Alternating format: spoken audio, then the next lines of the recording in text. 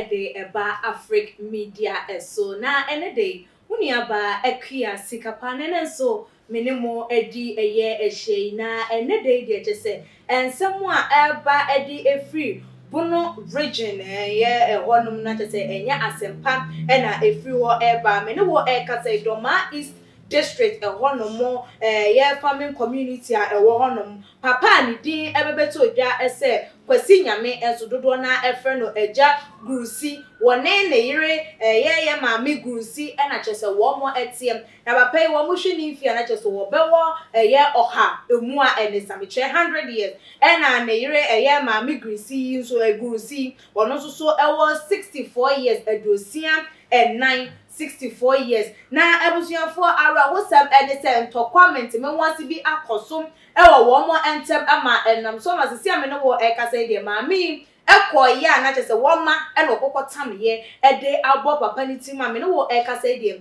ye jagusi wato nananom ewo ense edo na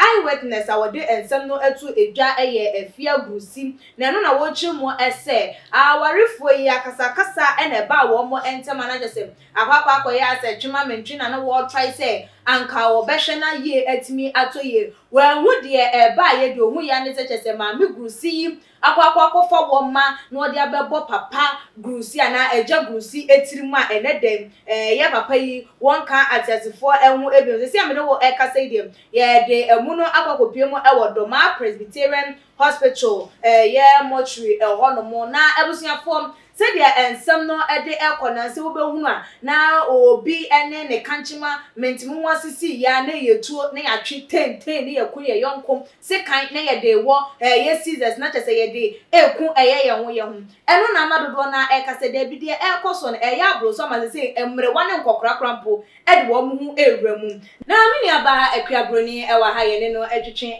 enkomo akua mmakwaba ede eba Afric Media eso mejo so amam Bibia bokode Nyankopon do bia fine yo we dey ye bo eye ensem no eso no ye maami ewudi a wadie no eye ade a ekoso ewo emabunu emu relationship aware emu be hu agete ye hu countless of aware a enkofo afomo ede ahwe wo mo kra enkwa because of misunderstanding na nyoma ba ye na chete enu anu no we twen se kan we twen to we pia ne yere we pia ne kunu na chete enu nam so na nipa no wa famo ahwe eye ne kra enkwa nyoma ekoso ne den na wo susu se masa nyoma we generate sa nyoma we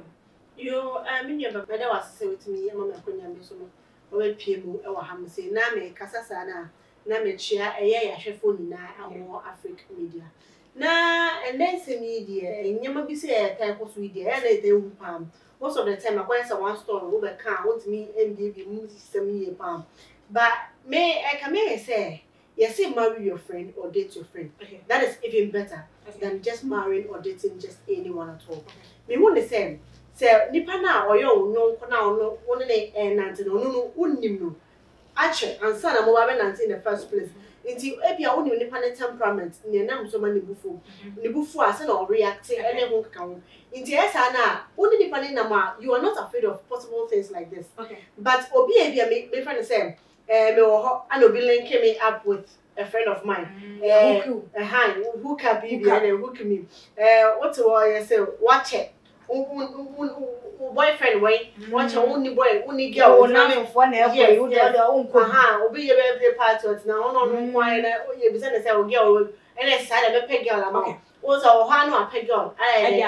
as me case nipa na kasa uni mesu uni ne ba uni say na ne bufu show etf inti o say o do nko cheche relationship we mu sa na eno ene dey nsem bi say ba obi wa ha de kitu bi eye na ebi wa wotumi ye na de kese onim say no be reacting bam ye na de kitikiti bi asada na o ka say o we die enya do be reacting nothing because the serious things na ka say someone react to it na we no be sada ni mom no say ebi wa hwe obi wo ha na sente mu ne ete obi ni ne kanchema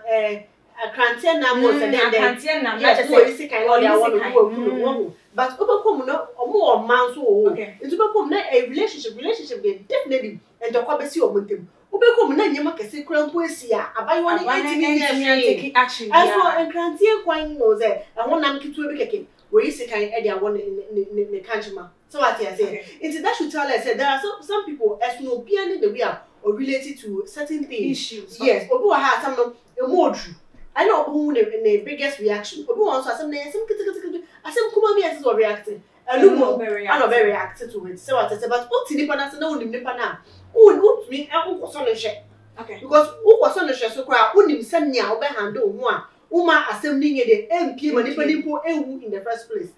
Mommy as a medium. Come here, say, one said, Tetono, a more real. Once there were something different about them as compared to and then yes, and then the one I'll coaching now up a whole day. But Tetono, yeah, and you're important. Yeah, they are bros, oh, my no papa, no more tanning, papa, way a bomb, papa, like Omotanin and Juma business, not just yeah, transacting is cannot just any part of yes, it's a candy egg cable. Okay, so I said. Me know the business it's music account some music and family somebody and yeah boy so me budget ya na just cable so and also I can and also wo and yes can for ntem e yan for ntem so yetami hu bibisa obi wa ham o say ne nyonko brabo pa enie o de na anti fitin collaborate man no mani enti se ma wo baba na so won so ekia won so wo baba man so dia yen pese ye baba fafa nche na akwese yentem betete nintino you keep your relationship no name building the name ebusua ba okay bo se na ma fa me ba no na me na be so ba no ko enso bi ke so na bia oba no so obi o but yes but also respect so and I feel so who nim ya open test ne na by force bo se ma me na open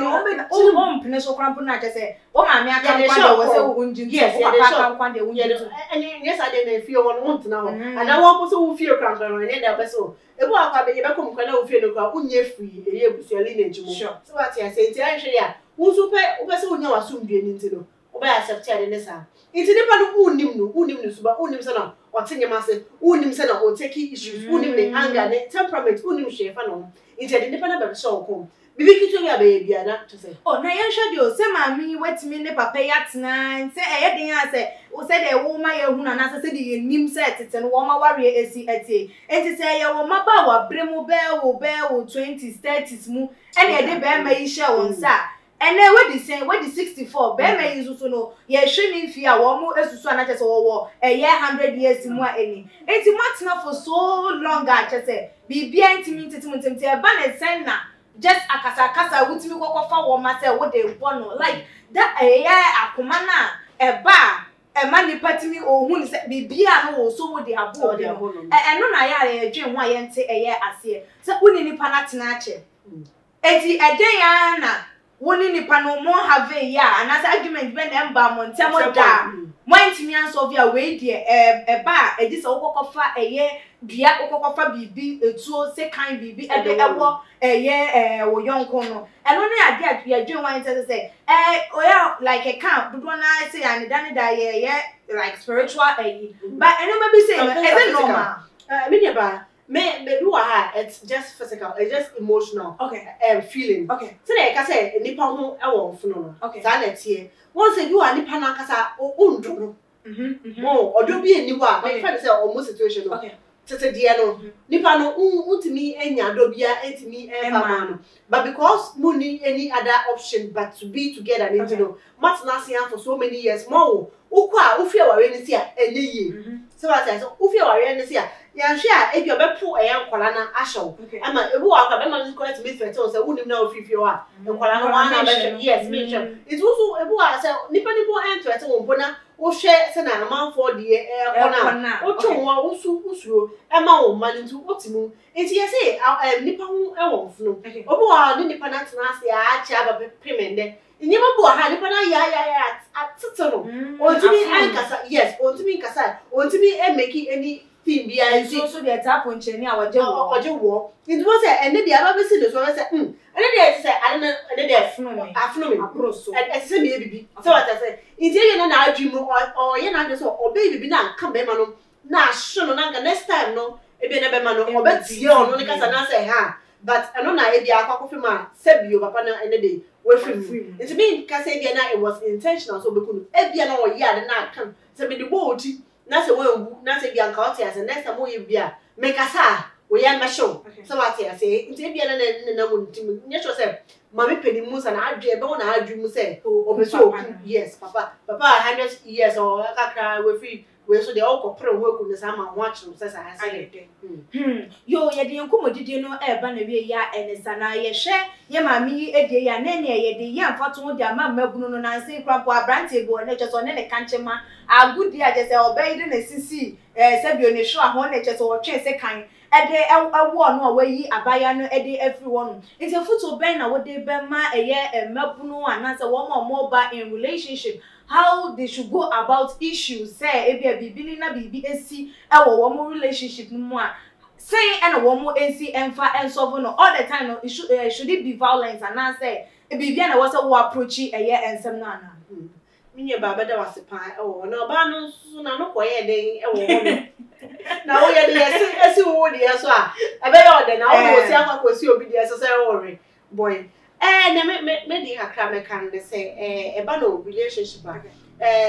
musem adults yes nti untimi emfa ebufo resolve anything because say so option ni pani obi a or settle or they be ama wodwin they be like issues ne adults one I don't see any reason why you should still be with the person. Okay. And then who feel relationship ma obi an fashion e me show ko say chinchi na oni ne pane enante it will feel say we need enje e wo e relationship na na sa wa we ni mu atwo boko so I say me fa ho ko sha say me na fe de e twe ni wan kasa mo punishment pa obedi mu no and no kra be bro ne pa no wo de ye no so I say it simple just draw yourself away and I feel ye for when to enje efutu say e ma ye ma me no mo ana ene ye papa no mo omo ma business nti no de ne ba akwakoshe yes ana pusa nyonko fanti no de ne ba akwakoshe munya hweye e wo hono because ebu ana nkola na omu ni momo ho omu timi ndo omu ho obu akwa omu ni momo ho omu ani because mo ben nti no e bia no mo timi aben ni mo but still kwa either way so say you ni afo yes but still you should understand and call them to make them understand call them to find out their interest so as I said make them know so omu interest no should also matter to them when they are entering into any relationship. Into also be see a person do a mouth. O dwe wo saying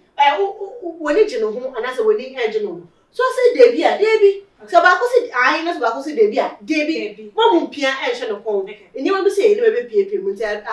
ana me de me futu insabesi. Yo aba akua ye beda eye wasi bebre na abusiafo an akua broni e na wo no so e de na futu ensem atu edwa no na ye di AC no so de no so betimi de ababa beto ye comment section no ase say nene eda edi kan ya wo hwe yen dia na ne wa subscribe to your channel no na we me notification bell no se ne be nya upload video bia so wanya bi e wo ye wo phone or laptop anase wo tablet eso media ene akua sikapa dasene ye besan edi ehia ebi makram